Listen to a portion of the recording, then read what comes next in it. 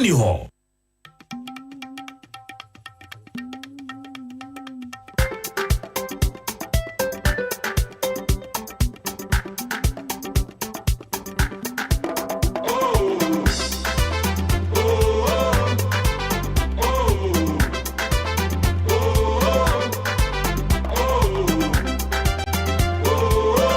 Kessben 92.9.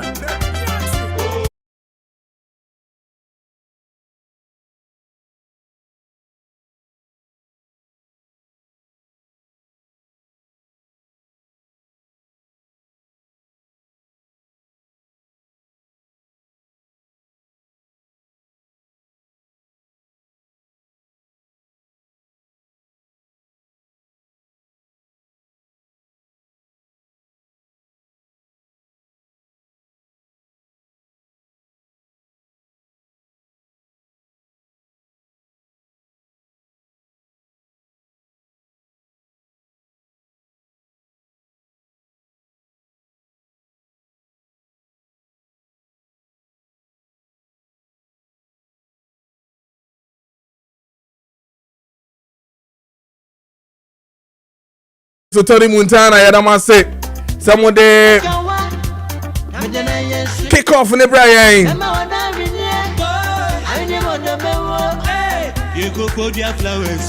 You go swallow Hanum, make a choice. Oh, yeah, Kessben 92.9 and I face so over a Kessben TV. But I was say we do a video no ato Hanum. I mean can't say mincho in fact a who can hit patch for one and who can hit patch say men can't say no pain in 2025. I didn't know more cancer. It's an say more sabio and I'm use a water bottle. Mode in so she egumu na mode etutu a baby ya some muscle and more arthritis and I feel menstrual cramps in no. Almost a men can't say I can hit patch there and no a beboa yisane mani nyina fi honom na o yusu eye ahom kan hit patch a ebetimi aboa ye pa sa wada o kon so se ancheda anko yi ama akobobo na onamu eye wo ya anase sebio mano menstrual cramps no edosu ye pa no me pa choto ahom kan hit patch ni bi na yusu eno ebetimi aboa ye pa ama eye pain na sebi o eteno ebetumi akọ eni tino stop ahom kan hit patch ni bi atopa dia me pa cho Accra eye Origin Chemist Ad Pharma, DM Sphere, Sub Health, and a Kumasi, a Danny Pharma, Alpha Dio, Panacea Pharmacy, Kofrodia, a Gapsin Pharmacy, Eastern Chemist, and a Festo Tamale, a Malarigo Pharmacy, Takrade, a Buakwa Pharmacy, and then Knock Chemist. Omo pe a regional distributors, Intinum, wow, pese Obwa, na usu utombi na edrono etumi ekoye, ema a important biane gana memu henyana de. Friend number with 0599 802297 and also says 0248 50003 and also says 0536 645 334 and ahom kan hit patch and mo ebo hu de ro a chose siano and ntino moswa awofo no Nchamu say best brain publications I mean can show say GHS books no nina ababa bedu GHS mathematics 7 8 and 9 and I face GHS science the 7 8 and 9 English language creative art social studies nina aba nina ewo best brain publications and you know what would team me awofo what would team me biano me pacho yenko best brain publications na fi yenko to books ni bi ema nkwala no mo amboso mo crèche no numeracy activities for crèche scrabbling and also apiemu ewo honom saso and a primary phone nyina no modie aba and also no o share mathematics and after so computing for basic 1 and 3 and after to creative art for basic 1 and 6 nina aba religious and moral education and also ewo honom kg amboso omodie aba numeracy for kg 1 and 2 and after so nursery products nina say literacy say numeracy say early writing for nursery nina ewo honoma aba enintino upebia amankwala na obetumi akwakwa GB na fe wodi ama nkwala no best brain publications o hwehwe omo pa omo number ni 0241 520 946 0241 520 946 and as it says 050 7200 200 7200 200 050 7200 200 onsa ebetumi aka omo best brain publications che pam sa men kan cho say intare ne do guso apempam or say your best tailoring your best costume tailoring or no one sem na make cho che pam sa men kan cho say okọ wedding office wear and dey sise ye nyina ya de TV so nyina che pam and ye hu adwuma ama wo eno ntino say o pe ntare papa pam say ye school there say ye fie there so de kwa sorry so de ko program next week wedding ye yi a wo ko nyina no me pa cho fre che pam e wo 020 683-7738 020-683-7738 or awoshi market honomwa and a che pam a walk and into the social and a party and I want sa ebekano or see a che pam your custom tailoring and no and I'm the 51 minutes past the hour of a 7 meeting at the Kojo Preko Dankwah yatana see ya the media friend of Kessben matching and ebre wo DSTV a channel 364 and a face to go TV no a channel 121 Kessben TV me mo bibia matching good morning and good afternoon depending bibia wo bia wo ehwe yen ewo Kessben TV is on Facebook Kessben TV and a face to Kessben 92.9 yes judgment na say na fe yendi enkomo na say enra na eye omampanyini ede nano asem kwotu dwa ebra na omo lunch gold board tax force no na the TNSS no tax force na nya alanche gold board die no just to simply clamp down on omo ye gold smuggling ewo omamu hanom mo ensem fata say moton gold mo so mo wia gold no suma se moton ton no nyina no tax force no is alive and indeed in charge abasisi no ntino omampanyi ekolanche enra CEO oda gold board no ora lawyer Sami Jemfi na ono so ewo hobia de lunch no eno ho nsam nyina no cost ye de nyina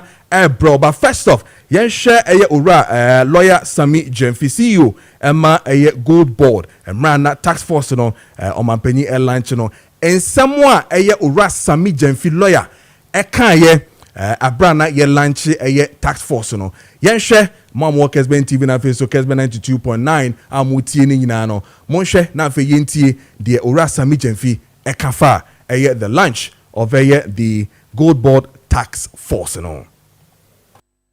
Your Excellency, with your support, we've provided the necessary orientation you see here and resources for the task force you see here to be able to do their work effectively and fearlessly, no matter whose ox is God. And so we expect nothing but professionalism and patriotism from them. And even before His Excellency mounts the podium, let me say that I have his firm instructions to ensure that we hold you to a high standard of ethical behavior and accountability. And we will not allow any member of this task force abuse the enormous powers and rights we are giving you. We'll protect and support those of you who want to do your work effectively, but we will also deal ruthlessly with any member of the task force who brings the name of the government and the nation into disrepute.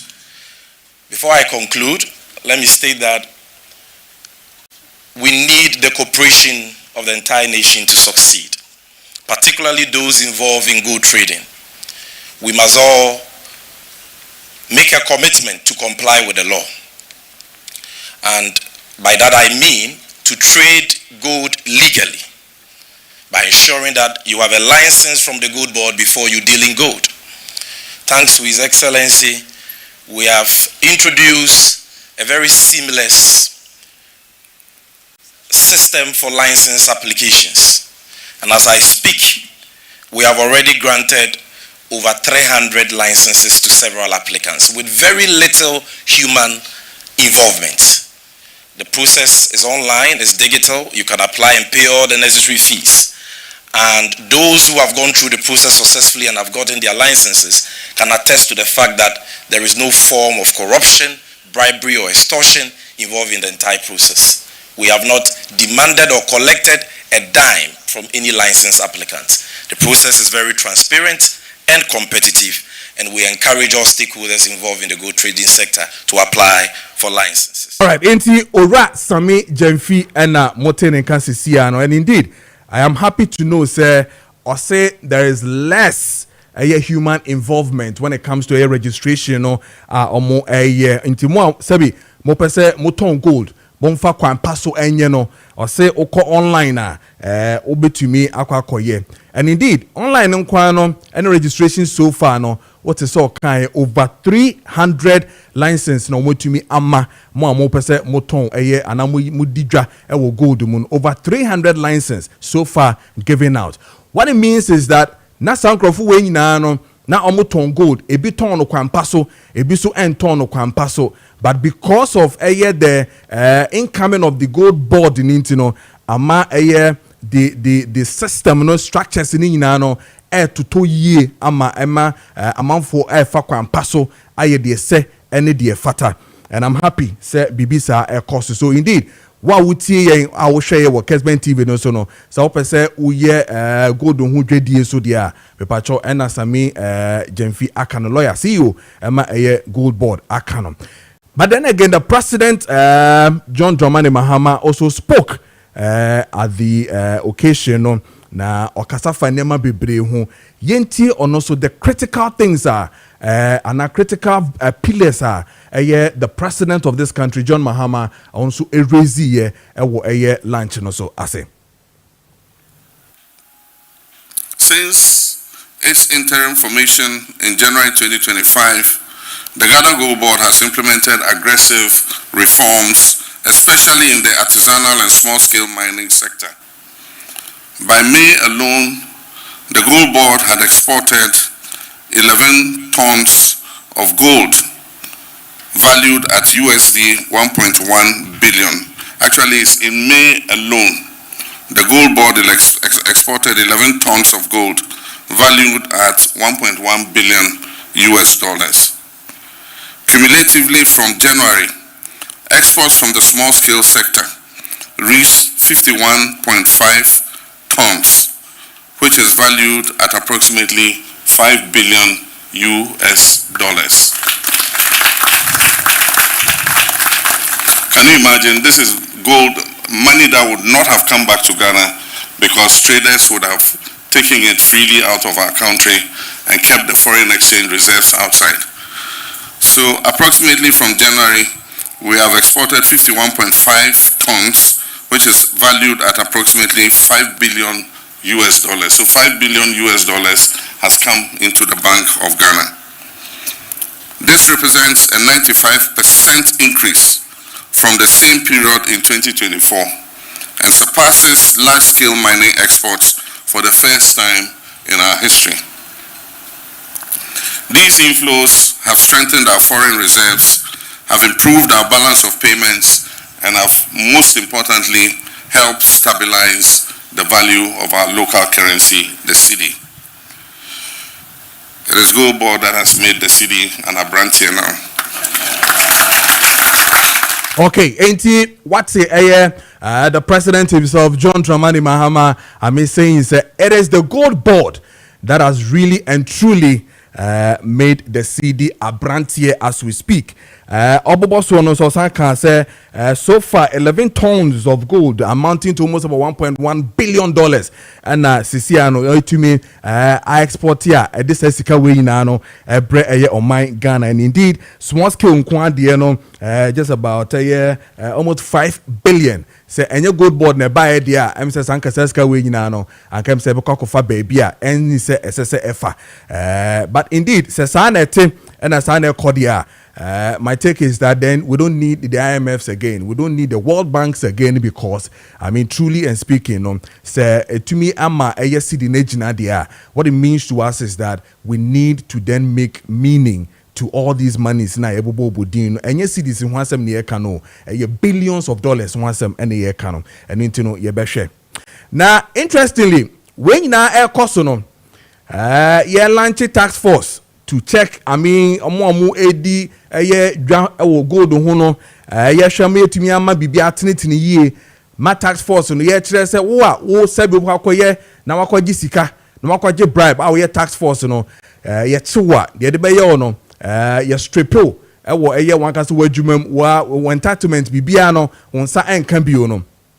All these things that are happening no na sana krobi so de kode ano adinye pa manso is the town that we're talking about omo environment so nyina no omo ne another task force esia abubani gunshots akoso ama sebi ebi mu eprepra ndra na nra no na ye two pa and ye call breaking news there when it comes to Kessben 92.9 face Kessben media and face Kessben TV party yet so then our reporter to kamena etu who echo honum and okoshare we bring you live updates ewo manso the AC wo honum what the youth and name bebunu no kan wo ho the clash between the police say FPU say national security say hwan yo yen say that nim nkrofoko but all that we see as a police omukra etuo omu gina honom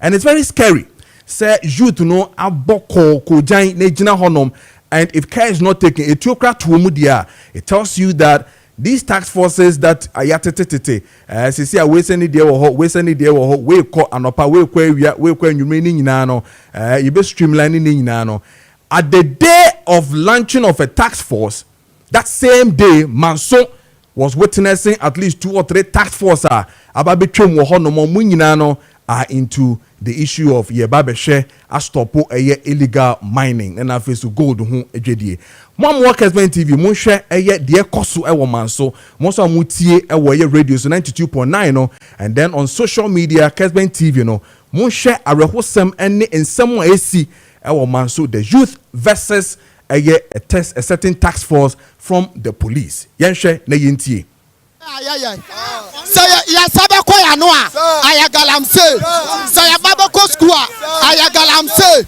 from Ansuan mutu aya kwanta abaye duma bia ne anuma aya every babam na galamse ne ya nananuma ya no mkom krachi na abeso ya so sa mutu say aso ya ne na eto aba no ya pasa galamse duma ko suntina ya to aba no enti say abai wotu nkofo ogum say omomra no mama be stop galamse omomo ba sika eno omo ba je omo wia omasanso aduma ba na o Manso aduma bia ne ya ne abiriye ene akasa esasa police ni ba eba ba ya sapa no akwa na ya ne adakom akobusumi mienu nie hwa ebi ma nko school ebi ma enko school ya tete anu musema obi afri Accra Kasua asisa police cars de aba ebi sisa asomade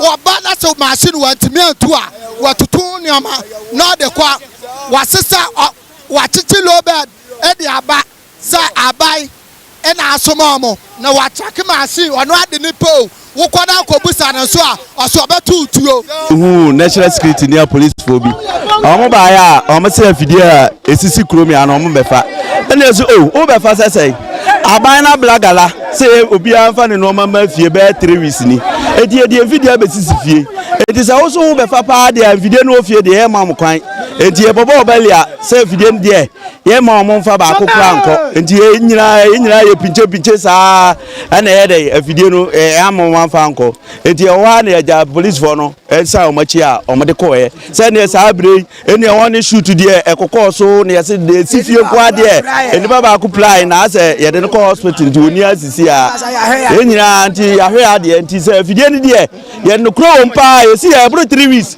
wo de ma mo hwe hu na ehun kro wo enye ne ena ye adwuma aban ni de tie nipa ye hwe de ono a de ba koduro de obaka koduro no ana ye nyina ye be hu se ye be ye adwuma ye nya adwuma ye ni problem de se sifie de ye sifie de efie de enya de ba mo befa enti yeso ya no asem no ye me ka tro mo ampanyin na ne se esre no ewura dwomama onfa na ni nto fom ye hu se saa de ni nyina na kotia na kufu ado e ma na ban no saa bre woni su biem enti ye besre dwomama se onfa na ni nto fom na saa bre no nwibu abi wo mu a omumfa niam bi enkoyie because saa bre ba bi apake afidie asie no esifie be 2 months ni 3 months ni yankwa adwuma edi enti na police fuo betuma ba fie so mo ba fa fidie enti yesre no so mo na ni mra fom ohwehwem yie na de omoye no emwaye esra no pa esra no eska de na wunim so omoji eska so wunim so omoji eska mba omoji eska bebre but omoba ya nya eska mo na ye fide ni sifia omoba befa enti na yeso ya mpre ye budget na esra me sam jam fi se mansum patasie na we ene ye mo de omoka esan machi na se to so biemu a omuka no omudu be wura fam ano wujimi nya na kwan se onko saa keke otase ejanya na ya se uja na kwan e ma wako ba de o muni si akwanya ne se wono charge o ba charge wono se wanya wo se wo fo video akọ video ni so wo fa akọ no se bi empredu asa ebi ame akwati siga akọtọ siga machine ebi abes 30 billion ana 28 billion no akọtọ machine no se ni pa no ebi kwa 1 billion kwa wo wuru bi da wo jase na wo be so ba fa machine akọ wo be machine ni tuo anu kwa nim nyame anim ni o kasa asam ni kira wo dia wa he ya je ese de besie no ele papa eti se basa na sa so no ngura nyina mo kana se that's all catch anybody see so won tiasie na say bia me ma 500 na ma 200 million na say wo so won tiasie dia na say so ba for me machine akọ ana say bobo me machine tuo dia ene me so me nkura nyina no obi machine ehye wiram ba bia on fanya adwuma fidie mienu wo asesa ko akọ manso adubia eno akiri no say wo frafuam kura na eba na wo hye warranty butu kura no ana usuro because one share ya won bechew engineer ma cost wo mpatem no anu onyan to so bio galam say ya ka ho asem enya fresh land na won ye de China fo ebedi ya won kro no nsesagum na won memrante no eye enti ahunu ane enia ma cost wo no me ya asamre man no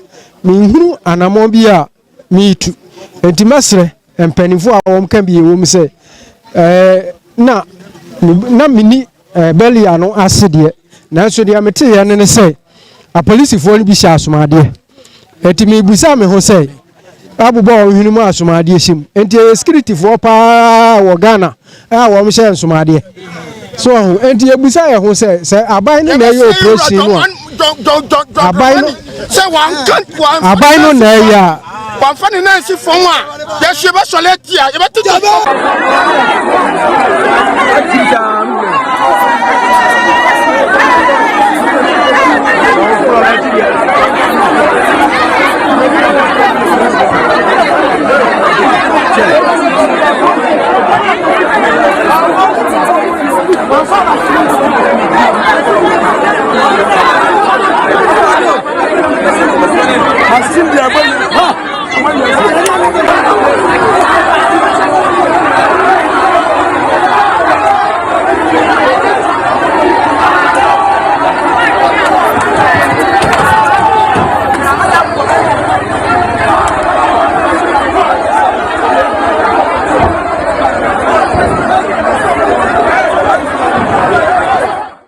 Right, enti we ena ekoso eweye manso and it was very scary since yesterday. Asoja for and police for eko honoma. No mo so mo kakosesa excavators ni bi abra residents in any youth ni say omo nko adwuma so be 3 weeks ni esa ne say aban e de eye enema bi atotu dwa say mo nko eye site biom omo titifie nenti ba ne say ana a certain task force abasisi ase omo bese so mo excavators say bi omo package fia omo emfanko ye adwuma mo ti the youth ni nyina kan ma me kwa homa no so na me ne eye correspondent atokwa me na endi nkomo enra enwumre obohwi eko honom and ode all these exclusive videos and Facebook pictures ni nyina no ebre live from Manso na on my update to the truly edien pa na ekoso de no te ye man no etumrika eko honom ato Maakye bibi abokọ de nice.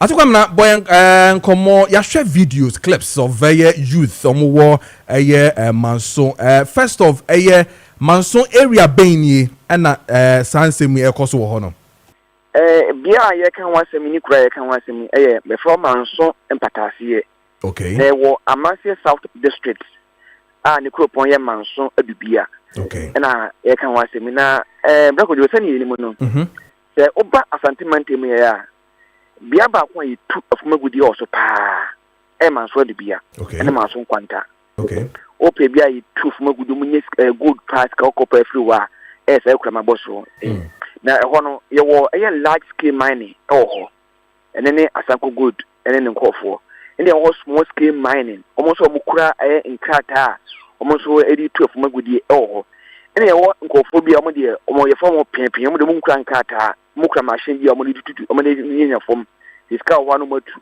ene e nkofo bi so a o mo ye tutututu o so de o mo na wo nsuo so a obekọ no mo de aba e de wo nsuo no mo ho e nsuo no ni sankofo we nyina nkofo a mo wo eye saa empesua we so ni wo ye papa ni wo ye boni o mo nyina e wo saa empesua yi so na ebe na kakra nie be na ho twe be miensa ni bosumi nie e na menya antie se ye the task force e de aba eye maso de bia empesua no so na omba no mo chiemu miensa ebiti manso de bia ebiti manso akwesi so na ebi so te ekuru ba ko aka so na ni nyina ne se botam ba ni nyina ne se omo ba be boa ma nsu a ewa sentiment mi ane manso de bia no eni atumi ate dweben e de amom na titiri omo amo wo kwaye mu no na omo tu afumagudie nam na kwaso no omo tumi astop omo nyina na wabla ekuruma ne te sa nsemu nyina no ne aban ne ye se obi a wo tu afumagudie bia no fa eye o machines ne wona de no bibia fagu no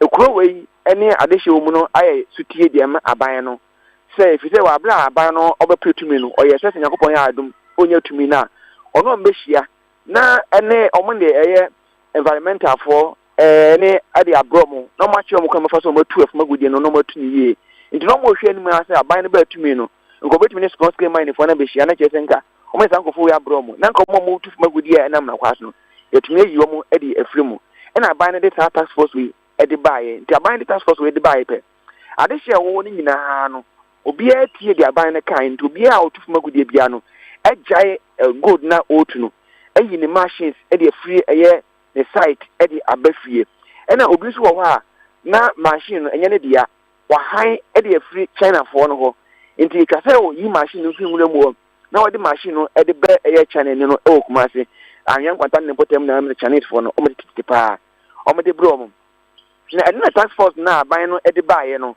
so mu se wo de machine efri o site edi ba ene no mo di wachia na mo achew o mo chiwa no mo di wachia na mo se be yi machine si ma so de bia police station ho na wo be yi machine no na o de asi ho na o mo se efro o mo sa ko ba bi mu fro to mu se wo de machine ba na o mo efro na o mo sa achew na mo de aba mo se be yi machine no fafri ho de to so bio machines a addition nankasa atwe de abesi ayen emukuro no ena task force what for eba ombape na wo betu control board mo ba mo kefit am defeated for ba mo to control board na wo so no mo de command so de bia na o ma sa ba nti mo bo tutu ne manyina na mo de ko na mo gold for nche mo du mo chia na mo ka na ne kakra wo mu no mo de amo mo na eno so no na o ma je mo ne ma na mo de aba na eno na addition say da bi the task force for eye ne yade a mo susu say enye aban na asmo ma enka aban ni ka sen ka momla na mo nkokwaye ahodo e wo manso de bia ne potemu na titiro mo wo osuo so no na mo bai mo nkokwaye bia mu ho mo nkokwaye mu no mo ye adwuma afide ye ni a ye sutie dia ma aban no ye machines e dia bafie no na mo so le mo sa batata dia enya dia fi na ekwe no o mati ase dia mo nti enu a manso mpatase na task force no o mo koye a machine esifie no na omo kwa akodutu machines no e de akọ na de hyense ehene na nye de be ne china na motum etu machine no e de afia e de akọ enti wo behwe a transport for say de machine be kọ omo so ye mpene ye de be kọ ye mpene na timamufo no transport for no de sie ani ene ye pinche ne tu ato course no ahwa abrante ba akọ na tiri wo sei na tu no police ni ba akọ na bra no e de boy ya abrante ni twa hwe ya pa ya omo no kọto agrups ma na doctors for Janso a omohwe no enti Kojo obisa me a na de nam so a ema adehye wa ha no enia bi nyina ne se tedo bakwaya hodo e wo manso de bia ne potem ya nkofo gum gidigidi a omo ye mine na so omo ma yesutie small scale mine for ntimamufo na yesutie e de ama aban no no ma yi omo machines e de abafie no police for the task force e don ba no omo so lia efie mu no mo na machines e wo fie no na omo jeje ni omo kan na cha aban ne se enya de omo betra se masa task force wesu omakoso edi se adwuma we di akire omo enti se omo ba ne chance omo ba fie abafa machine se eni mu dia enya de omo trance masa na di akoso enti omo ka kire aban se se na aban na otwa mu no eyeye am no ka se ko position no sa aban na be koso e ne ta dia omo so omo ka kire aban se na obaboa ma aban so adwuma ko position. Okay.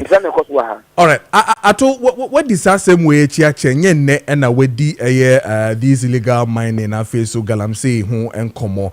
But the two questions be ma let's really look at it very well. Now, meti say emrante ne ba kon ka say efitete na ye nananom etu galamsey na etu gold no a na yeso ya ba yeso ye bie na aban for adwuma bia ma that stretch ne so man so ho no nyina sabi ye beka se bia adwuma bi wo ho a ye kwa akoye.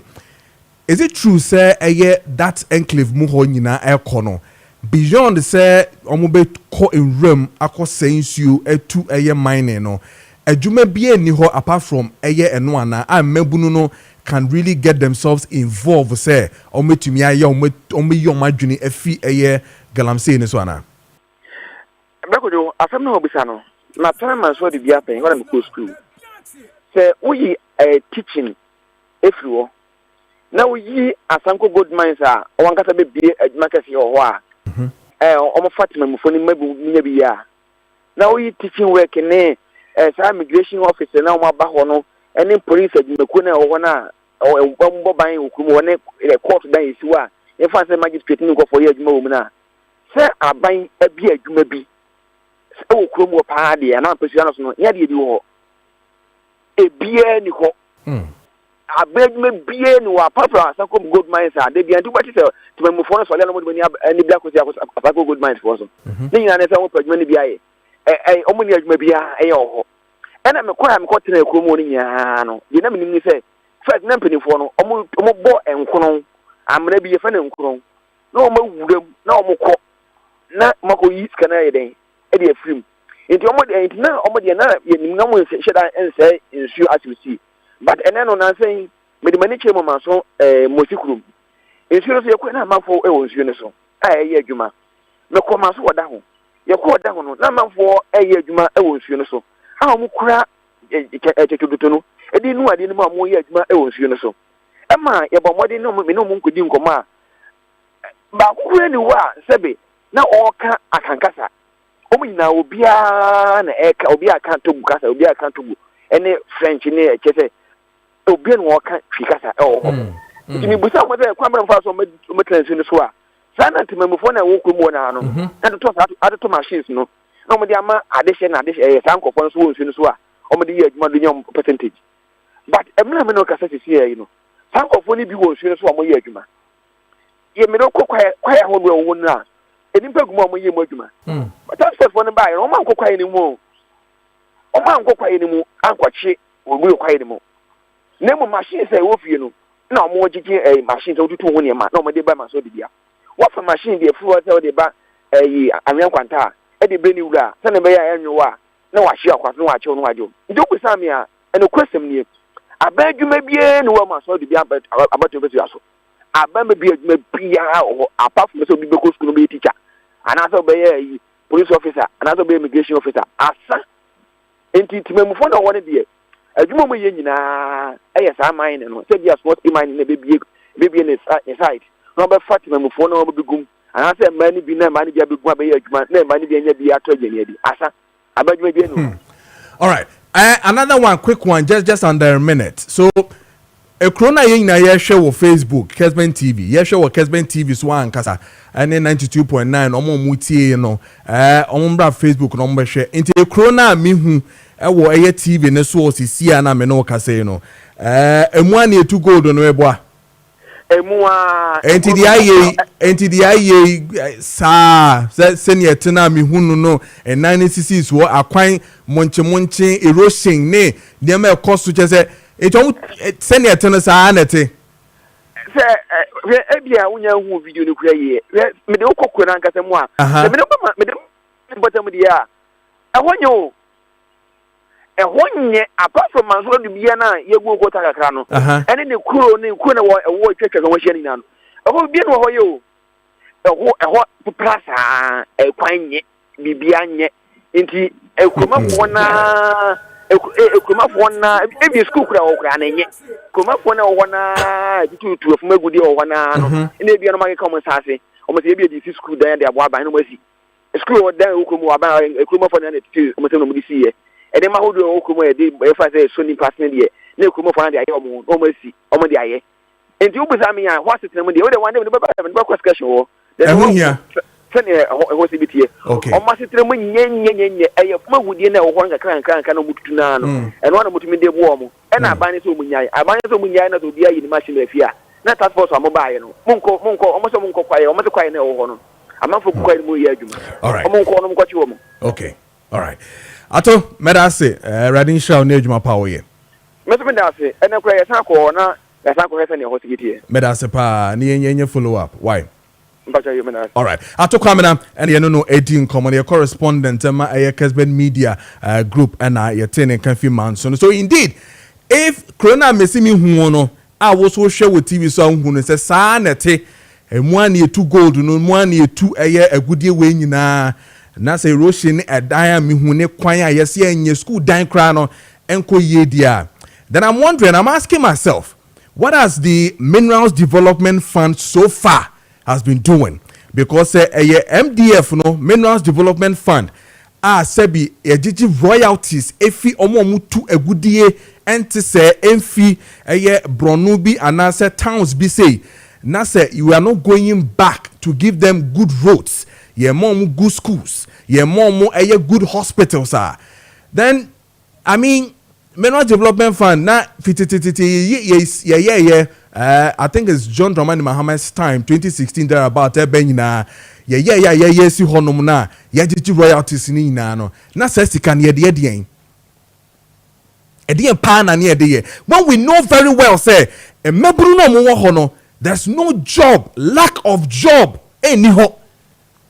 So the idea to come up with a Minerals Development Fund no to really engage a emebunu no any omo tete ho no temamufo no omo te ho no ahemfo no amoboa ama yahwema obi atumi ho ahenha no na saa sika no mo de ye den mo digi royalties na den na mo de ye mo de twamanum ana mo de ye den mo de talkers ana mo de ye den.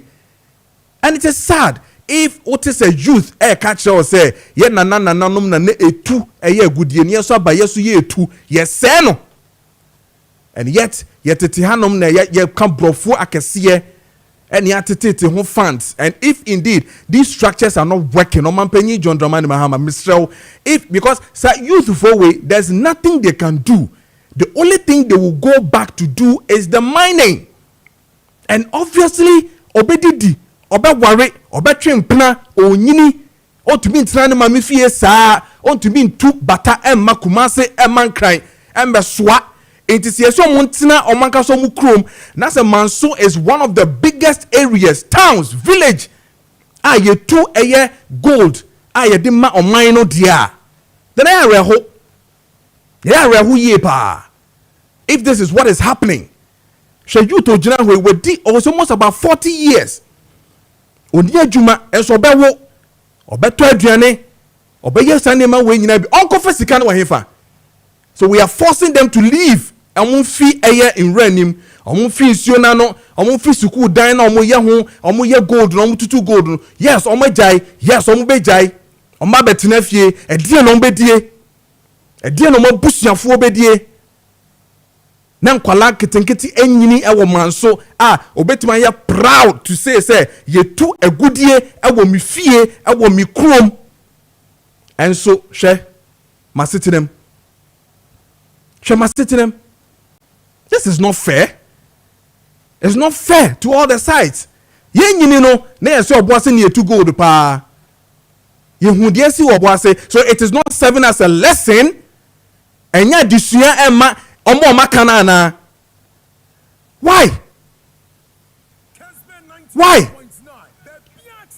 The we are so mo fast caveters nemra mamu nkobio no mundi de mo wi abo sabi anomo nya de. We should look at these things again. 25 minutes past the hour of 8.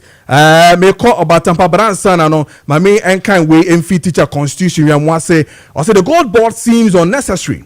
Instead of forming one more boards, instead of forming more boards, shouldn't JDM and the NDC focus on keeping the major promises? The constant creation of board raises questions about their priorities.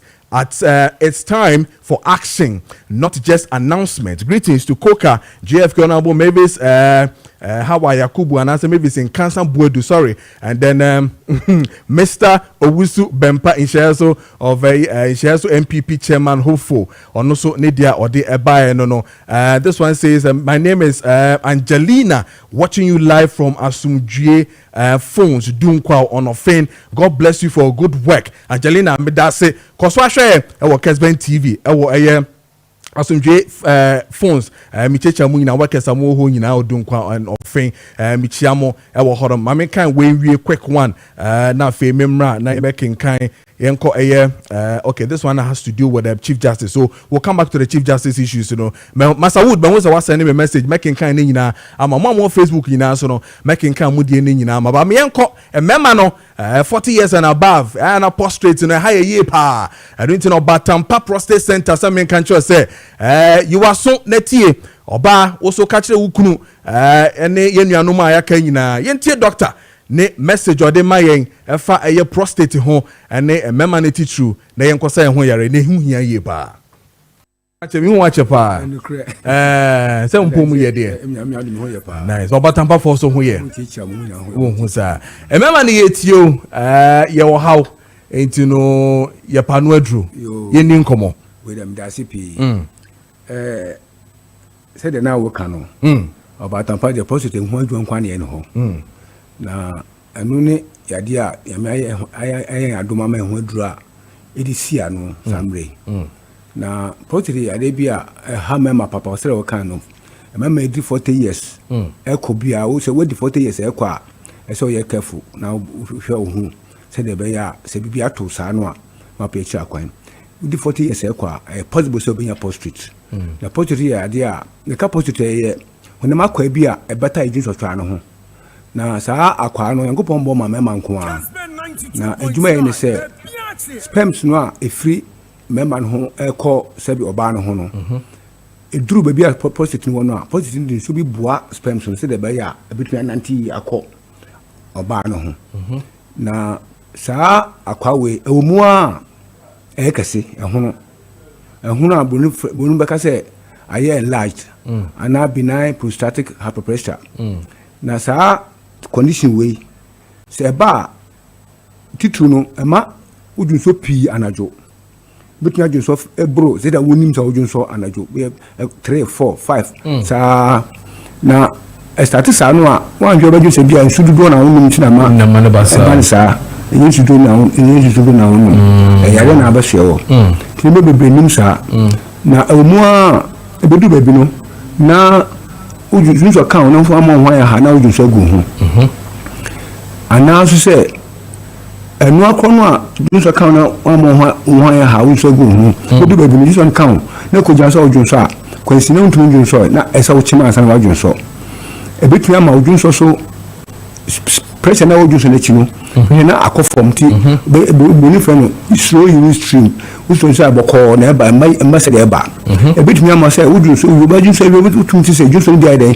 aka udun so twa no mu enu enche bia na wasa akodun so ebetu ama akoba se udun so boja ebetu ama osisi ayo ya ebetu ama obama sam akofom na sa condition we ya ene ebehwewa edidim sa da kroba so obajun so no na jun so aka wa ya se na etwase edo ko be hospital na edi do be mi wa ya se de be obama se de be obetumi ajun so afem na sa ya je we enwedru na papa because so hospital wo bi a wonim sa condition na eto na hospital obekọ na du edema wo no enye duru a etu yare na se bonise manage condition no ojo so na ojo so pii no say science so na ba mo abema na kofom say de be ya ba bi se bia o wa okay na o okay na edu abema sa condition ayo one more can say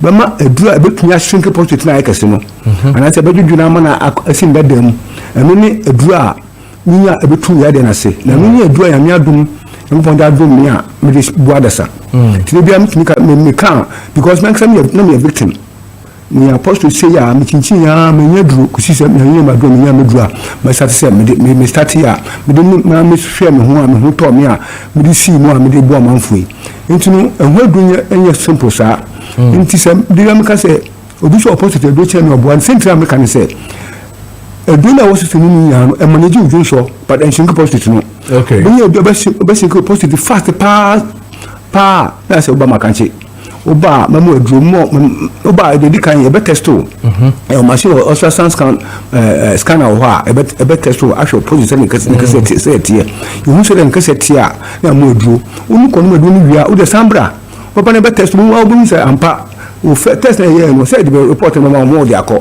then so be keep record baba no behena ida ekofom ebu hot mukofom kwama oye free ebu su abeko gradually be na as time goes on ida na ko na fe ida na free ho nti na nu na ma ye center no ye specialist ye unique ewo project ayasem nti so bit obuti min kan se me kan project wasoma na nyese bia grobi na medi eni bi sempa na me kan nti bia wuti min kasa mbre so was at the anymore men pay be anhwe because when you be makachi no dia dance pa ba bia mo chinchini akopa ya hwe a ensiaga obi also obi tumi kana sama na no mabo na ona ko se me ba hei me hwai den atomi me wanu dia frɛ me doctor ofoga kese ne ni agi se wo anu wa hwe me no ho ato nti ofo achia wo so me chia mo da wase ya me adum me ho atomi sa na obi ya metie nti so bitimi kan wutie mi na se me kan ho asama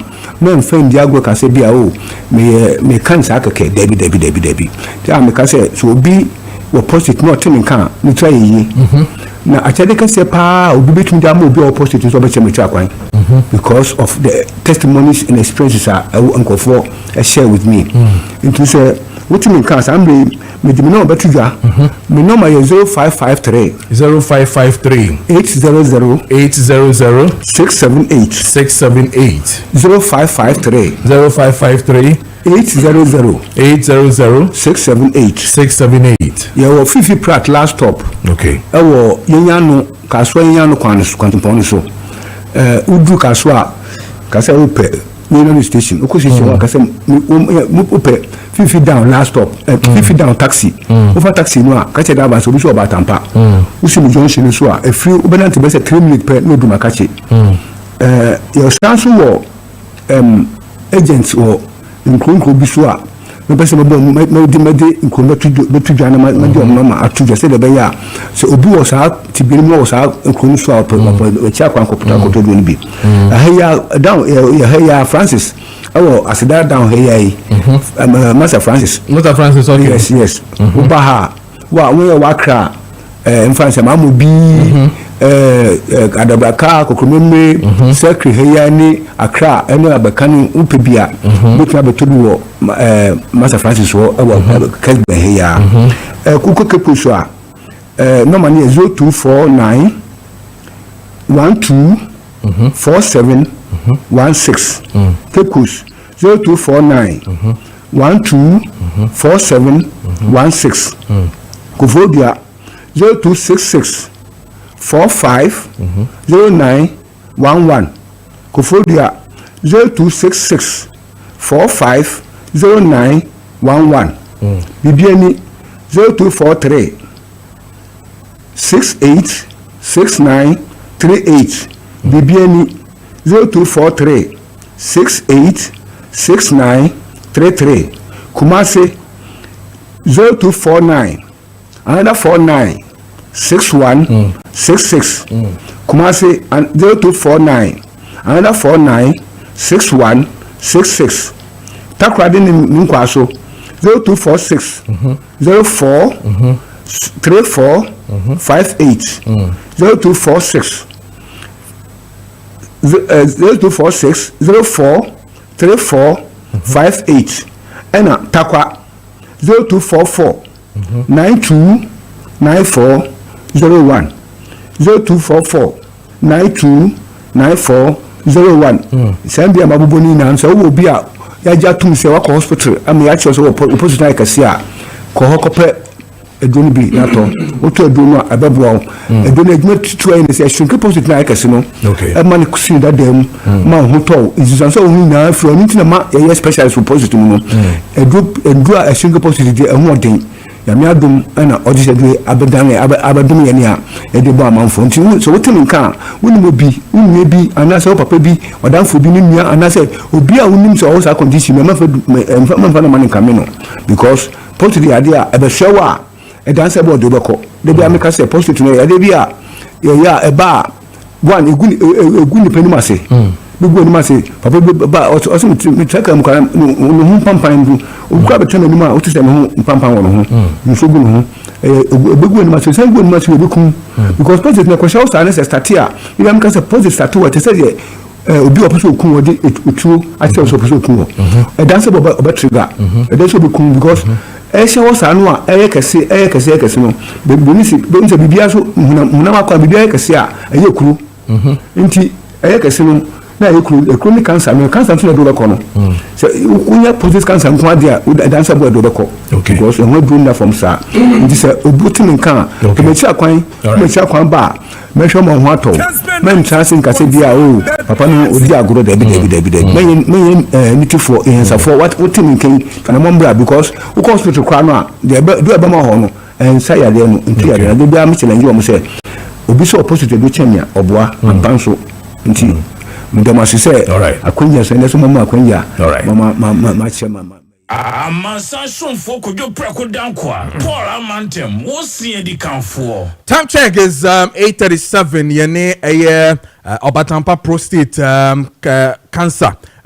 Prostate of hospital and you know more edi and common for prostate in American can 40 years and above member yen toso na yen ko hwe prostate no is an hunya ye pa. Now this one is from Masawood in Kumasi Bantama Masawood mjiri say onho ye anopay michia pa any Bantama fo nyina. Or say today everything the NDC said in opposition is coming at them really fast and hurting them, which is hurting the entire nation. Galamsey is on the rise at a faster pace in this country, in this current administration. Regards to former KMA boss Honorable Sampine and then Kuka Uchia Munyina. And then this one is from Eben Kwabinya. Eben Meton Kanche. I'll say finally, the much-awaited gold board task force is here to help fish out gold smugglers. Are you called to Mr. President for such initiative? And some of us are ready to help you reset the nation. Kudos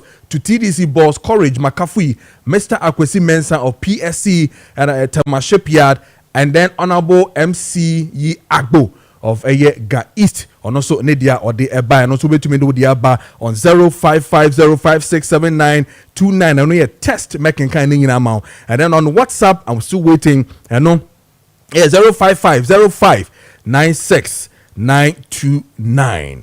Yanko Nafe, Yanko, your next issue. This has to do with the AW Kuma, not constituency Nafe, so elections, you know, Babe Baswo. No, that's Friday, 11th. If everything goes well, what it means is that you see, say na omaye the 19 polling stations na akano out of numbers na a woman na senke say omo eto abane nyina. But then trap me catch us say neck meeting be a course on Monday. I'm talking about the MPP neck meeting a course so omakodi ho bobo ewie and all that. Then there was a press conference and also Abba which was held by the General Secretary Justin Kodia and also Eddie Ababe Tuja said what is happening is they are rejecting the rerun of Ablekuma North election na yisi for Yenkotono. They are rejecting it as a party. Therefore, they will not go for any rerun. Yomudanya enya de ebesie into no omonko. Yentie no na yenhwe no press conference no the other Tuja. The presiding officer and his or her team goes ahead to count and declare results. And every political party is given a copy of what we refer to as clean sheet. For us in the New Patriotic Party, even before we go to the constituency coalition center for the return officer to collect all the police station results and declare the winner, we do our internal work whereby we collect our own results. So the first thing that we do is to scan all PCs that has been given to us as political parties. On the screen, we have 281 scanned PCs of all the police stations at Ablekuma. And that is what is being shown on the screen. 281 PCs. So, Mr. IT, if you can open or zoom one of the PCs so that our friends from the media can pick the PCs that I'm talking about. So, as you can clearly see, I need to come there so I show them what I'm talking about.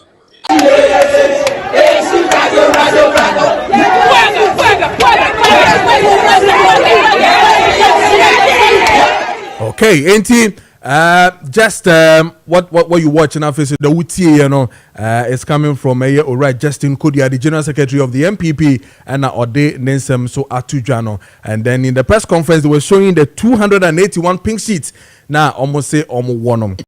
Indeed, this is the party that is saying is Omar rejected the EC decision to conduct a rerun elections, in the 19 polling stations. For them, they will not participate. And they insist to say a directive now, a high court ruling by initial one by, and I think it was on the 4th of June 2025. Judge Otena Sonia Justice Forcing ban a Japan on Otena ASR so. In that case, the court said, omun court back na omun enko declare, omun quality na omun declare. So if Justin Kodia Kasa or say the court said that go collect and declare 3 na akano. So for them to turn round and come back and say after all 19 and I make courses here is an say sa 3 na me beka Manoko Kochia, and Yadia Mediso, Nemo may call 19 polling stations because reasons now you see my and also our home Bemau. But within the same party, now the party in itself says that rerun. And now the contestant, parliamentary candidate, Mami Ekuya Owusu every year, also Ako court with a YC to quash a YC decision to do a rerun of the 19 out of the 281 polling stations, on pre MIEC and a rerun okra. So a double slap on YC, one coming from the candidate of the MPP, and then the MPP in itself say enya dia ombe contested and ombe ko rerun or rejected. They will not participate in that particular election. What does it mean to us? Now, what it means is that say court na say anyama ekoyi ema yisi. Na so kasa ampa me first one na me ruling na me de buy no monko declare 3 no. Na say the reasons that yisi is giving make sense to the court. What it means is that on the 11th of July, Friday way nimi we den 19 polling stations about one ebekoso. What it means again is that say about one bebaswa MPP says yenko ye nyadia ye woka ko tubie ye de represent a candidate to crime and what it means is that obviously automatically the NDC would then win a candidate ana said NBC would they even agree? Will the court even come up today tomorrow with an injunction just the one that Ekuya Owusu every year is calling for? Now yes is also say me pacho scan pink sheets from 19 polling stations indeed party agents approve here any problem they approved all the 19 polling stations but you verify a pink sheet by our officers, EC officers. Enti emremu so no say EC presiding officers and verified there. And no stress say SSA abatuo no and I say pink sheet nearby no omujitum. That is EC's corner. Enti no say omudiana maso dia. What it means is that we'll just have to go back again and go and deal with the situation and get a clarity on and indeed 281 nina kan boom kase ba be but the full say yen officers and verify, and the key word here is verification. It is a verification and cost dia except fata say yisi call back na okoye den o me koto because yen hu ade no so yie. If I recall, the NDC is also saying even those pink sheets now can one seven scanned copies, and it means that authentic and real one and I said you almost at the MPP for a show and all that. And almost no any idea on weapon into mempene cafe mafe and I didn't send be now a buy. What again it means is that say I've got 2 way on the 11th of July if everything goes well there. Then it means that security will have to be strong. It's an say NDC MPP cry G2 security will have to be strong. Because again, even 3 no, I can't want them for the past 2-3 weeks in now. Now the only thing a block was the fact that yes, is me them are ready for the 3. Now police for and then ready. So we've had too many reasons for this particular Ablekuma North. Niema entumi enko eyi entimi kwa homa so na mene Charles Ofe Donko edi nkomo executive member NDC Ablekuma North edi nkomo na yahwe the ekoso within the Ablekuma North hono whether indeed they still will want to do what they want to do na yenhwe de ekosia de ekọ constituency na nkase mo na ye ne mpemfo ewo honom ati enkomo Charles Maakye bibia bokọ de already adom kakra yegu so ewo Kessben 92.9 na Feso Kessben TV so amen Charles before me no be share no the atmosphere when it comes to Ablekuma North it's saying from yesterday till this morning is you have to talk here but is everything calm? My enchia ashefoni etifo ina. Yeah, Oba Ablekuma North. In fact, if we da last week easy. HF 19 polling stations Ablekuma North no. Who be here? Nemblemu say beto aba no na fi omuya omagina so akenkan no omanhu dipa odi nkonim no. In fact, ye NDC for ni impo Ablekuma North for nyina no dodo na ebeye enigisem edemaye because ya trem for 7 months ye ni MP no na hadwen na o ka ubisa say atmosphere na say campaign ye etesen a no kwase ye de ye nti say odogobi enu abe de enima ne say yisi ahye say nyame ya adoma efiada ye de abato no ekohyehyɛ so nti ye NDC de ya prepare. In fact in penny for ndra kra no ye national chairman ne penny for ina Ablekuma North and o mo betre say until say ye be kan aban be wie ne ye be declare honorable Ewurabna Obien no ye na ye adwuma no de akusi 24/7 every friend sa be koyina e de Ablekuma North for ina even including MPP for wo share omo e wo say o ma say na wa sebe Dr. Bawumie ono akwetena ne baabi where a clear free ko about 4 years na wa ban wo so na na do wo so ye bi sa say che ya de ba akokora unya nkyere ne ya wa ban ni so ye yanko pagima ne ma wo ne wabusua keke ukọ ne nche ya do ba ka kire wa se mu ni se ma ban ni so ntimi ye hwe e ba sa so Ablekuma North na mu ye bredada ye sofa ye ni development bia nti de hia ne se ye na ye be support ya to aba ne de ama Honorable Ewurabna Obi no akono di mpuntu di aba nti Ablekuma North de ahadadi bibia ni ho boni bia ni ha enti clearly opesa o kachre eyetifo ni yen ma ye ahwefo ni nyina se NDC de you are still going ahead mo de campaign na mo ye even for the 19 polling stations is trying to win massive support from a candidate no yes sir me say ebebroso because MPP for no kra bu afu e say we nim say we wi ni a aden na wo dwana court to court say court and embo VC ne juma obedi ne engu no nkoso ndiclare enti MPP for no kra bu afu kase kra chen NDC for e say so no na wa ma enei development say cost o mia bebe no Abekumanov yenya bi eti ye de Abekumanov for no because this is not the first time political party be a boycott election. So okay. Maybe bebre or what even ye NDC crano consensus a whole consensus ye boycott yanko because they share their work grounds now and we I was always work on.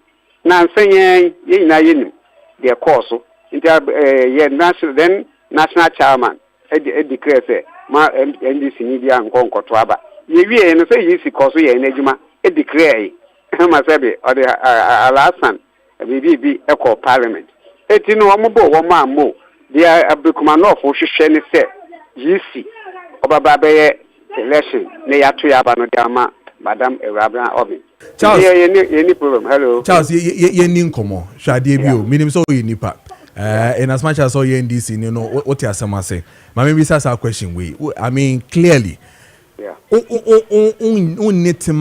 are you not reasoning Obroni Beka with a MPP for na some more kano a woman say politics there but ento asumu ma say yisi wako court wo say ye wako court ye say brana be declare ye 3 na aka no wako parliament wako kan wo say nye rerun obe ye 3 pe after all of a sudden what dane ho enkan no before even this one se kra no na why yi si na be ka kire say wo de why ready for 3 no na mom police for no eno munye ready afi de mo san ko ba ya atwa mo ho a san ba back say de aye de ye the 19 e be ko because verification and so with the officers I mean we politics to nchen I sebi the MPP for kano and to assume Charles me da so pa question we e question hu hia me no me no ina unim me wo video bi oho menim say time correction no cost no sanka munya bi hwe ya me ubi menya ntema nka me de forward ma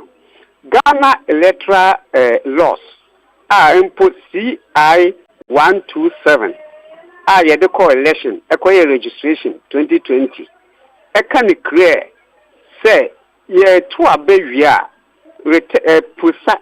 presiding officer agents all the political party no ye mamo copy a scan copy a pink sheet it's a pink sheet I know and obia de be collation center na ya tare wo hwa hwese dia MPP eka 2 and this is 5 yes so there is 5 okay and then 5 menu na atali na ya dia tu what they say we there started was 7th December you a collation center ho na MPP ekwa fi ye hu se walusu and na sabe or start making allegations say the pink sheet bi ayeden ayila pink sheet ayila say kohwehwe fabra because we agents wo woman we agents and agents no famra ye bo no wa mfama ye collation no Saturday Sunday constituency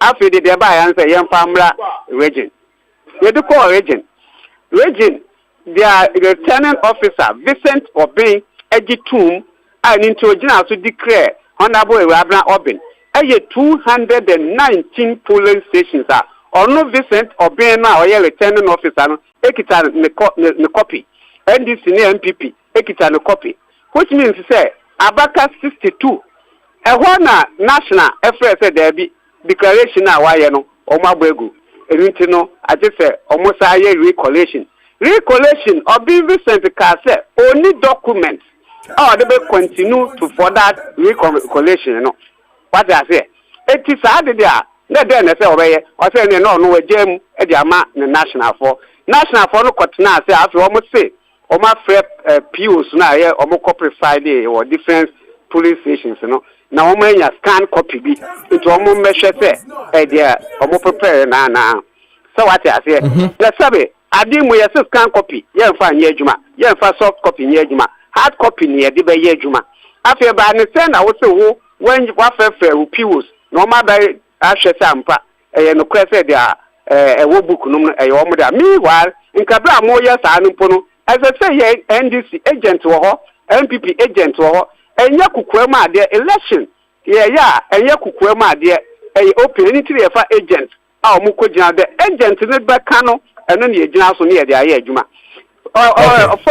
unfortunately no na ye protest say 62 but 62 na chi no bra ye fa agent ni bi no mo call ye no and de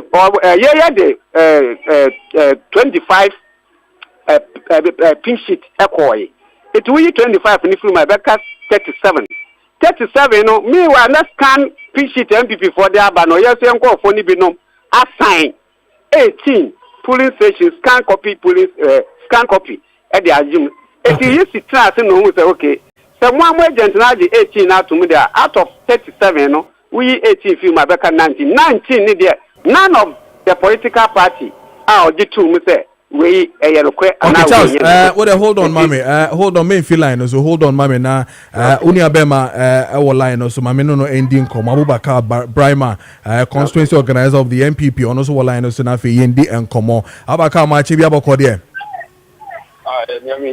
nice already adom kakra eguso ewoye Kessben TV and afeso Kessben radio quick one General Secretary Akasa, clearly, is it the fact that more fuaso as constituency, Mujitum say more rejected the EC rerun on grounds? Region and electoral commission say Okwakoye. Yes. Then they see an electoral commission say me say rerun because in the initial electoral commission ba bontin the kitchen Ghana we are seeing including ankasa law making room parliament say I'm going off bibia awie aka police stations bi ansa if I can police stations bi ansa then let's see bi mo and adichia o se me sa ko rerun then o ko rerun. Okay, Abubakar, then sooner esimu kwan say if indeed yisi say Kiane came 19 polling stations because may officers aren't verified, and that's the key word they're using, verification and bemu from home officers are. At the end of Musronti, I want to mean okay, why not? I mean, whichever way it is, no. Musurana. No. 281 police stations. Ya wini. Na ya say 19 police stations. But anya so na so. Ya demra na be chichiro man no.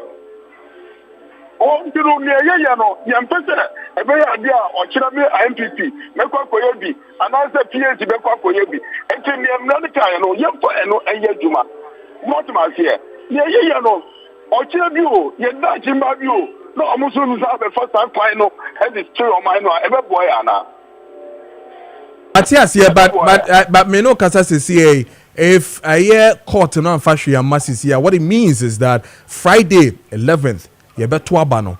Enter me bisa say isura bem. Is it the fact that and where they are? There is no court no so the baba. Na ne court no so the baba no. You pay for no amunya doing answer said that I believe for no. Electoral commission here, no, and yet the question, Abubakar, the clarity here is that GC is telling you, sir, verification was not done by their officers. Into my end, GC is saying, sir, verification were not done by their officers. Verification, or my verification, and into SSC Akonia Koto. Let's send him a video or studio no sit here. If on the Nipa 19 out of Nipa 20 or the Nipa 19 out of 20 and a buyer.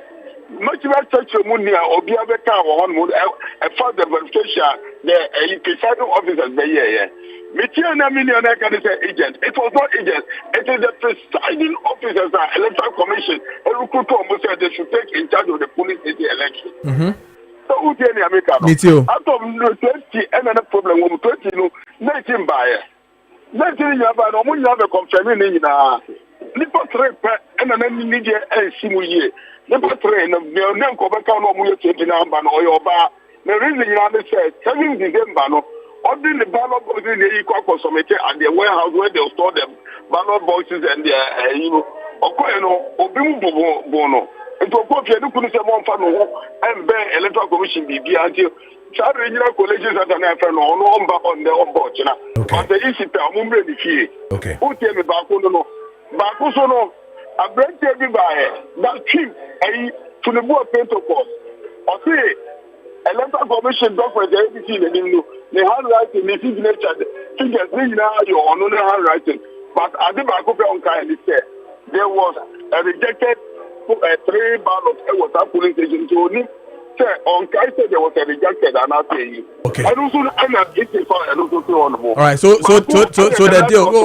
Okay, can say we can't hear reasons in here. So the thing is that you are still respecting what the headquarters general secretary is saying. Ain't you know campaign cry the money cry me boy. And what we need election, I'll break a pay that. But NDC for some year campaign. Chairman Krakoho. They campaign no more. So most of you need election, you should be I come here and say. But me no can say NDC for year campaign or grounds so. I'm going to your ground. You're winning. You say you're winning. Sir. You're winning. Okay. All right, Charles. Some more we knew. I mean, Obende. You're winning. Also, more winning. Whichever way it is, more winning. Charles, into no. We are not talking of 11.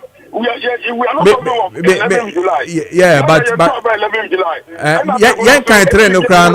Yan can't train the crown. MPP still believes or more winning. Charles, you bend you fancy. Me say they all carry na anti. Embremu. Medical catch them say they are not all can. Send me no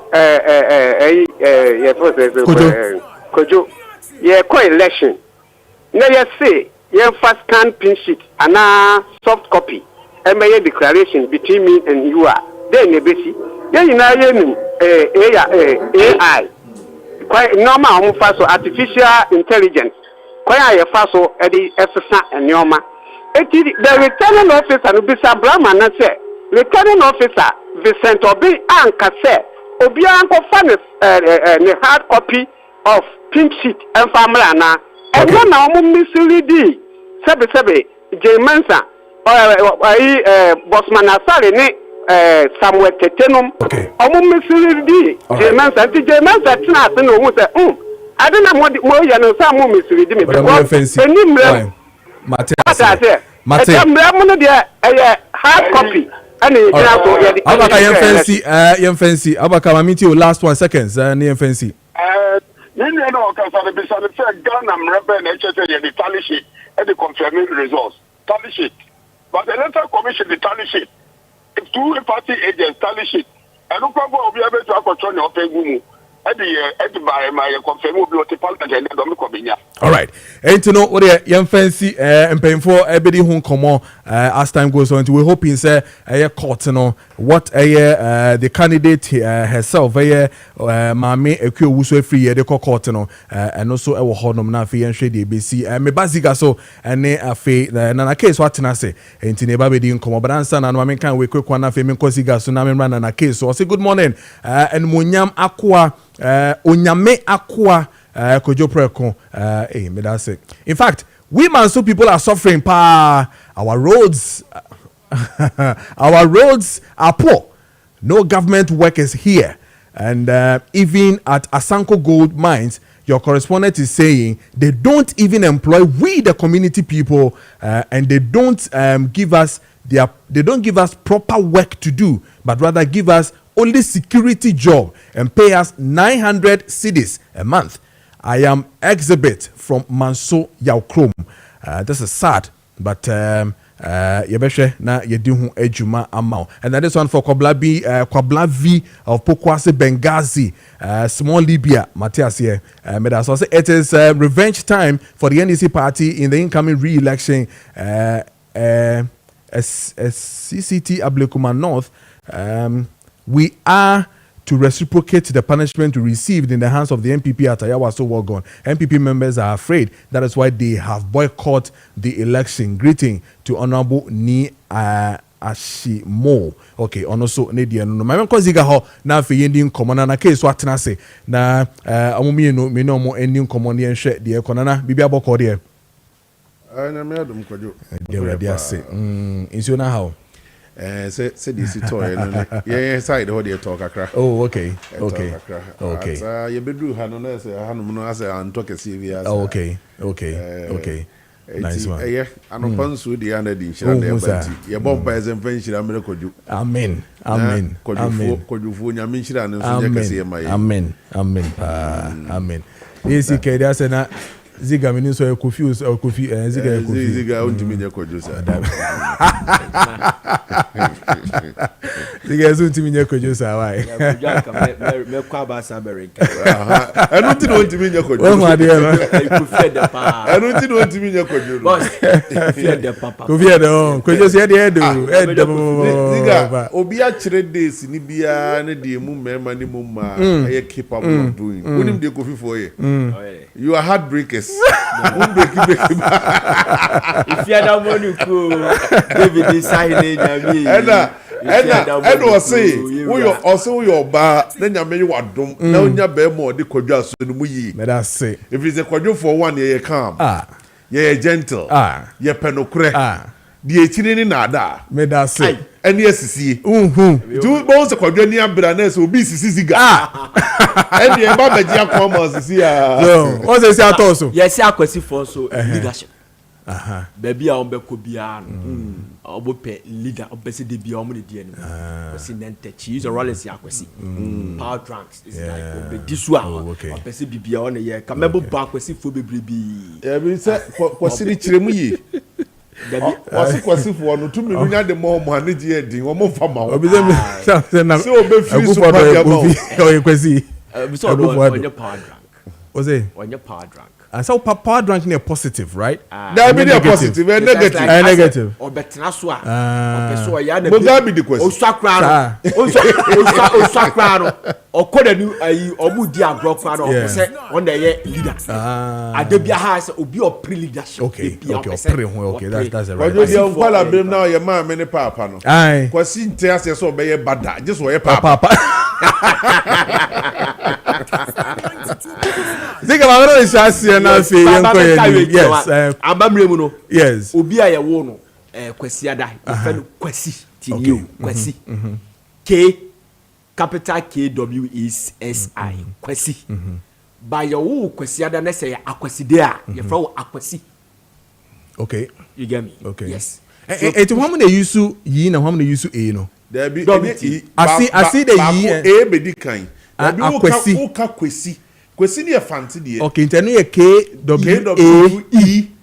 kwesi. Ye kwesi. Okay. And em say angmafo kran so to kwesi ni bi. Okay. About kwesi ni different spellings.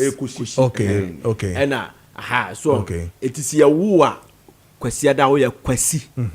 But kwesi ada no na ekwesi akwesi there. No ye akwasi. Yes. Oh, okay. Inti me nua be ma akwasi nsia. I be so no only akwasi there. Akwasi nsia akwasi there, but akwasi there. Na nya akwasi there. Okay, all right. Yes, boss. Yanko. Ye baso na. Na fe me mra na. Okwa asonoma so okumase a. Baby a konfanochi na ine bobo no. So school bi ho. Ye from St. Gabriel RCGHS. St. Gabriel RCGHS. Na school ya ba yi o madu om huni kora wo mpa mu ofe o mo kira de pa obi a ho no bia de ne ba eko na nyame adomara kwa 1 year ni o mo first graduation ceremony e ba so 2025 e ba so on the 23rd of July 2025 on be the school premises wana your team ni ye celebrating greatness and academic excellence na nya sam keto akra eti nyame adoma 23rd July 2025 St. Gabriel RCGHS ewo asroma so ye graduation ye first graduation ceremony no e baso enti mo asroma so ne mpatam ne mo ba eku school ho no na ma hye no so na ye de ani monyam akotache boss ma menti we free na membra ide easy ho no yes na fe membra yo na se na me yesterday ena me hu se okọ offense a the largest rock deposit in West Africa. Ewo offenso. So largest rock deposit. Now I'm steady no emami who say Edward $400 billion. You get me? $400 billion. Today when you go to offenso, people you buy rock and only the best rock in Africa. But the largest rock deposit in West Africa worth of $400 billion.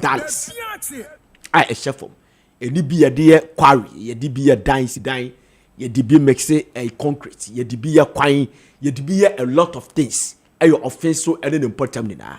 It you say in grab behono, it you what a boho so in tribuo and say na ebe offense. But you cannot boast of first class your friend's hospital or that area. You get me? You cannot boast of it. Debian kofoko kutu. Oh, you can't acquire enya ubenya bi that area. You get me? You go to Awaso. Awaso bauxite. Wonam Awaso kran. Wonam hosino. Wonai timi bo bauxite ni bi. Because say one of our colleagues eja yiwo and you could jana Alibaba dan Kambari ni krum back no na yekoho. It was amazing. Bauxite then koradi see small post don bobo. It is all over. It inform what's bauxite. And I asked them, what is this? What is this red thing there? Also, they are all bauxite. They are working on the bauxite, but the most deprived area and what Western North Awaso. Boss, it is not a joke. Poor roads, poverty, bad living condition, Awaso. But yet they are working on the bauxite. So Ghana has taken South Africa. We overtook them 2018, and we are maintaining the pace noir to 2025 as the largest gold producer in Africa. We have overtaken South Africa, the largest gold producer. Yeah, produce 130 metric tons in every year. South Africa produce 100 every year. Now, yeah, gold deposit. Your cap production no say gold board there abey. PMMC for no to gold ed free and the gold company say what this country near them. But so check here. Majority of them we hear calculation now. The gold deposit in this country 45% situated our Amansie Adanse any Dentra land. 45% of gold deposit in the whole country. But you see, despite say the gold deposit in what this country 45% is situated to Amansie and Samansu areas. Could you believe say I did an interview? Me the woman be ye program be. A woman I took when I interviewed that woman. I remember way back in 2018 or 19 something. Woman say when you're 75 years, but who quoted tell you that area. Are you too good? But who quoted 75 good years. Who per poor roads, poor hospital, poor living condition our Amansie area. Because of bad roads and a man Sir Obekai William Bediako, former district chief executive, now acquire COVID sensitization education. Now na dromo bar, I'm robbers, attack here, or shoot to the driver. It will be because of the poor roads, because they were using a good car, pick up a Tibidania. They could have escaped from that crossfire, shootings. No? But because of poor roads, and they resorted to slowing down at that area, boy, you shoot. It is a Amansie forecast say you too good about development. You are me no more bayadre. Tell you, me no more bayadre. A Juma ni wa, as a see a dear Juma Baho, me no bayadre. But what catch them say, hey, a Juma Benny and anano why here, a Juma Benny and quite a wrong fight. A wrong, and I met it. Check. President Mahama obi a o Ghana bia nu so ntimi fight Galamsey no ntimi fight but obaba be ne de no okọ de make what say ultimate fighting galamsey no to the zero ground, but at least obetimi reduce the distraction. And a distraction one obetimi reduce no boss. So obetimi aye sad no unless you use a radical approach, fear or favor. You finna say approach. What me anya sad no anya firmer. You cannot fight galamsey. Me, some of us you advocate for death sentence. See fama omo butu galamsey. Te say the young Zulu no ya pass no China. So to galamsey ebua okum for. Some of us we are advocating for it. But the fact of the matter is this is the right approach. By the betimi aya you bet discouraging comfort from galamsey. Bisa boss no omu ye dede no. Any assemblyman no omu ye dede ni say. Excavator no aye ka ho asem. Omu de ye de. Who is a road contractor there? The reason why I buy say excavator batema port takrade port near be here. Ese se wa akofa excavator na be ye busa wo ade a wo de kwakoye. Jamaica what say? Ese se ye busa wo say wo ye road contractor. Wo de ba be ye adwuma, wo sisi skyscraping any sa no ma.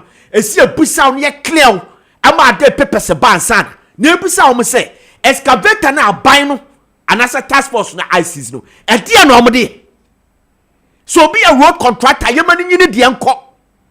So be a road contractor and walk up excavator diaba. They should come and tell us what they do with those excavators. You see, this old-fashioned approach there, they fighting galamsey.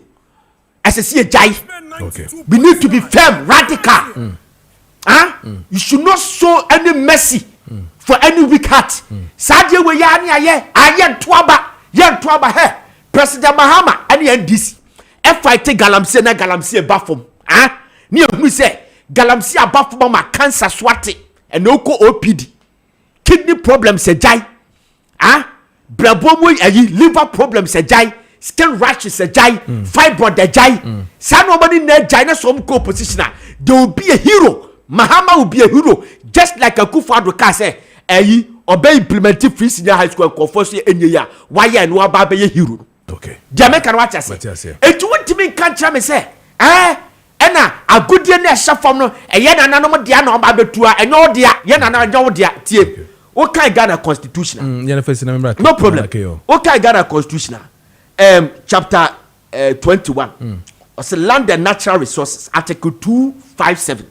Clause 6, we read here or say, every mineral in its natural state, in under or upon any land in Ghana, rivers, streams, water courses throughout Ghana, the exclusive economic zone, and any area covered by the territorial sea or continental shelf is the property of Republic of Ghana and shall be vested in the president on behalf and in trust for the people of this country.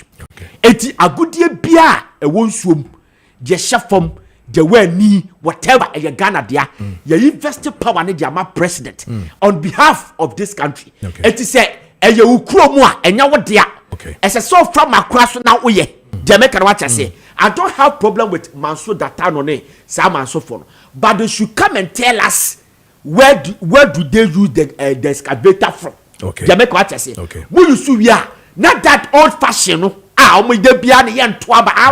Mamon toaba. Abai ne beko galamsey because we are sick and tired of all this stuff. All right. But I say beba na fe aba Ablekumariya no so me call miamini abema K-Hon na K-Hon na fe ya to so Kojo. Now that we have seen the great impact from the gold board in our GDP. So what's the government doing to establish gold mining companies in the country to create jobs for our youth and to improve GDP of the country? And also our Honorable say, please tell Ziga that the program is in G. He should stop using too much English. Okay, what Auguste with Micah Cheno, what their work. Good morning, please. I'm Solomon Yabua, a community health worker at Edra Dumase Municipal Assembly under Youth Employment Agency. Please, we have worked about 7 months now. We haven't been paid, and we have gone through all the necessary audit, and they have conducted 2 audits within 6 months, but yet not been paid. We are hungry, so please come to our aid. Tell the CEO to pay us. thank you. With the old canning Zach Ejura. I'll say it is clear that the second coming of JM is a blessing to the country. 4 months of JM is better than 8 years of Nana. MPP is a shame. MPP never again. On no sonny dia or de ebaye and no. Okay. I mean, we're on this Galamsey issues, Gold Board, and I face so Mansofo, and the tax force issues now at Omono, and then how we have seen these towns and villages a good phenom, the poor nature of citizens in our lack of job and other amenities are a sefatas and get so munyano or monsa anchor. I mean, so. Yes, sir. That's it for this opportunity now. I mean, fa ufidikasi iso. Na me weshe ora NST yakumi abusuafo nyina yako. Say Yao is a good friend of mine. She didn't come. Na Kojo we be she mbia senior over many day me pebi so they be coming home. Now we have that kind of vibe. Didn't come near there. So a very sad situation and part you're finding yourself in. To me we share ebusuyen na yako MPP. We share MPP political party nso yako. Any etiwa fu nyina nso yako. Ni say onyame na angasa be share nyina eden na wakra crying. Me de yako media to ho no. Siga menim say bia wo de obenim yaw pa me cousin back on so free mo no ye senior editor of GBC Ivan Amponsa you will be at a monitor GBC news abon say edited by Ivan oh yeah we don't have friend ya broni yeah and also every mo early this year nyame adoma 22nd August in the Equaco na ye o mikromu jaso. Oh. Enti esrado fo nyina se duha omombra no mejame. He is also a very close brother. Your castle will be ben. Me na tena dan ba konfin kwala brem na de nyine. Oni ana ne sapon. It's true. Enti I'm sorry even I joined GBC for almost 20 years or so. Yeah.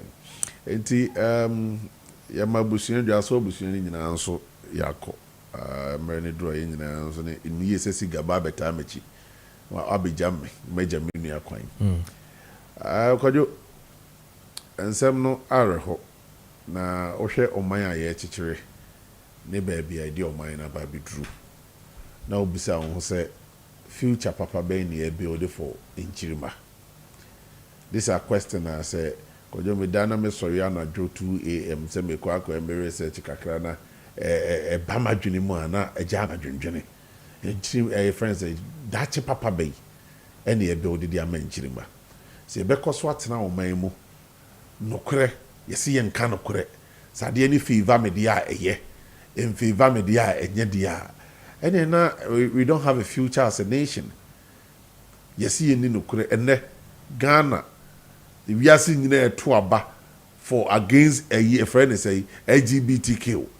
Na Ghana reps say one more they are not for, they are not against to be. Or much your more feel about to him. What will be you? So better know power or against a gayism and lesbianism. No Ghana penny force there be to be. And you ask yourself, say, and yet the same leadership na na catch Ghana for say Mampani Akufo-Addo entimi sign LGBTQ plus bill no Ghana for nto aba ma wo mo na omo de omo ba omo first 3 months on be sign we are in 7 months yen signing ye enim guase omagu Ghana kura ne say yakogina wiase nyina say yen take decision on this.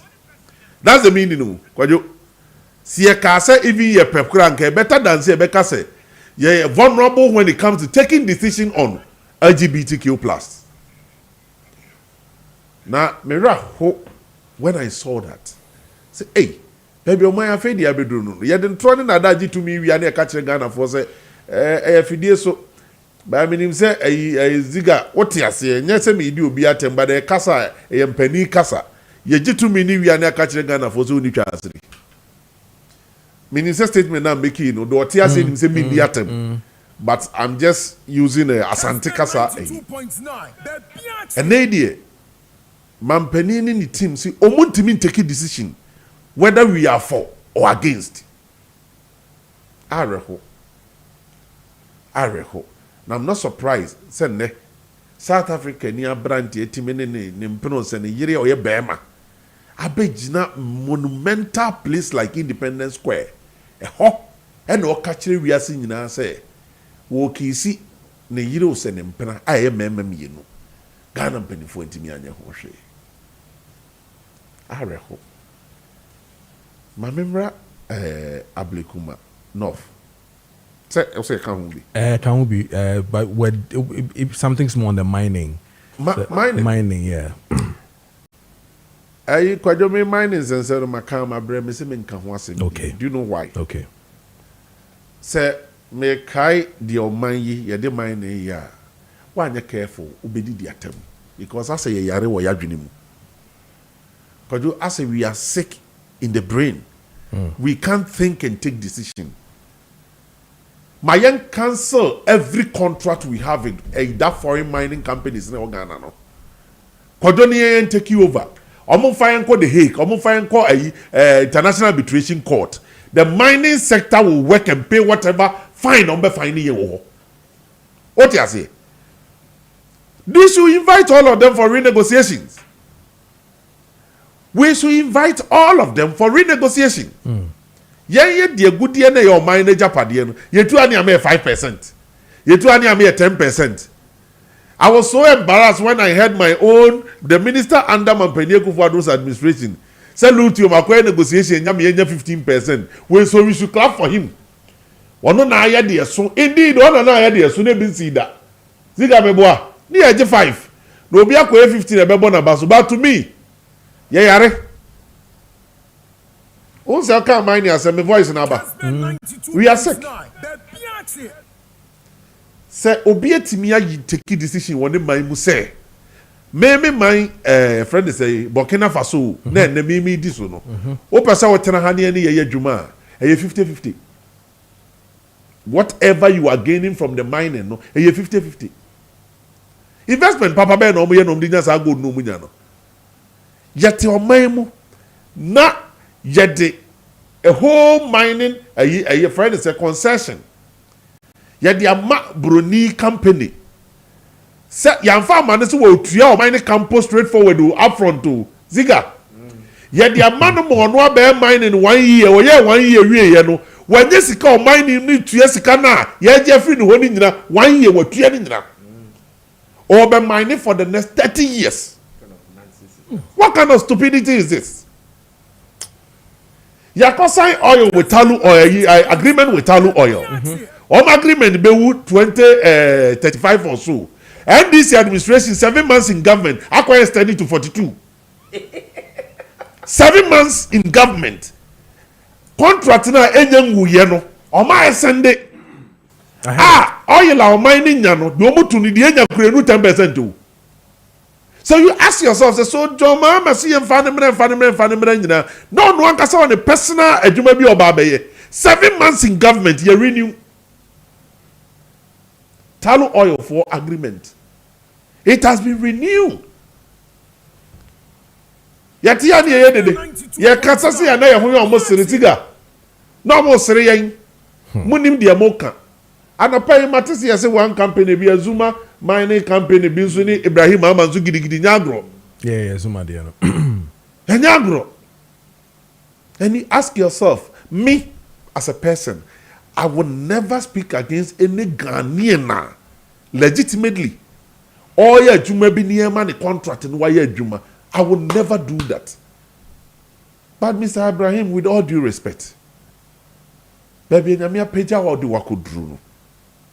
Say Zuma the all can ye no kro say ye no kro say omo ye negotiation for $100 million 2023. You didn't pay anything. Omati yamakwa lanche omo site ni say your body. The omo can know.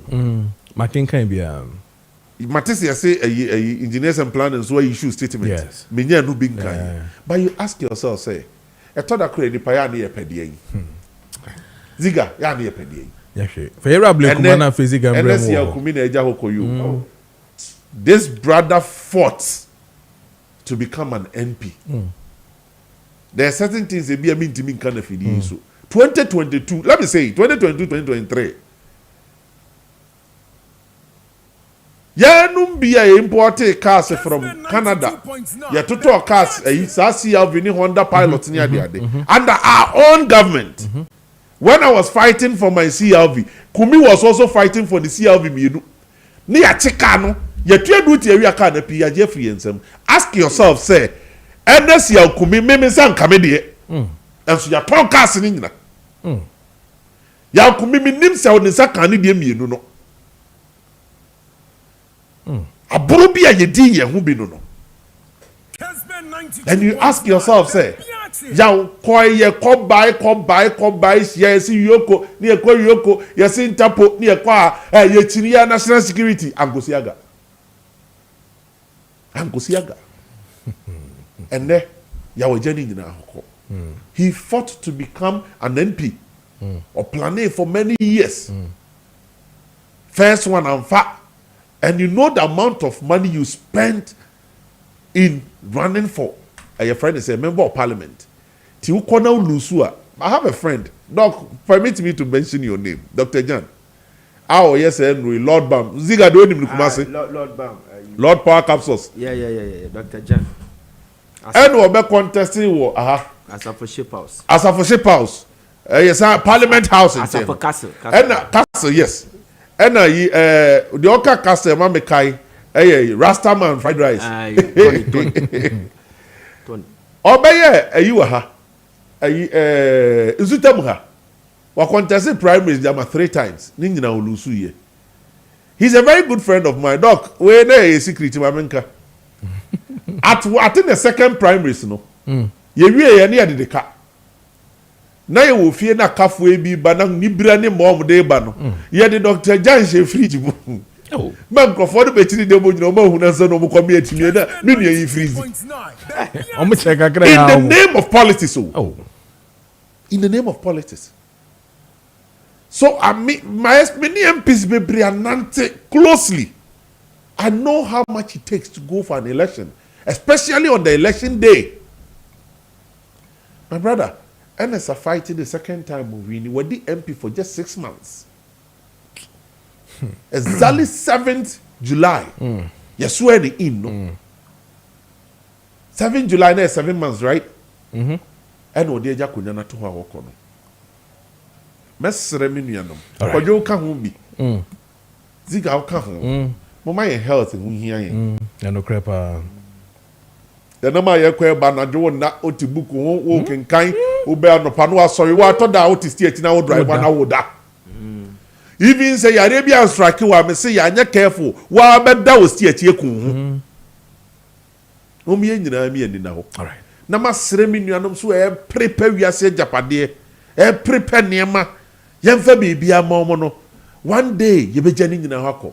Se Chairman Rollins amfa PNDC ni NDC ankwa obi abeja hako. Wo ma Chairman Rollins kunkum wo mo in the name of revolution. 3 high court judges. I just last 31st and 30th June ye. Yes, ye di wo mo nkai da no. Omo busuafo kwabere Japan omo tokonumo.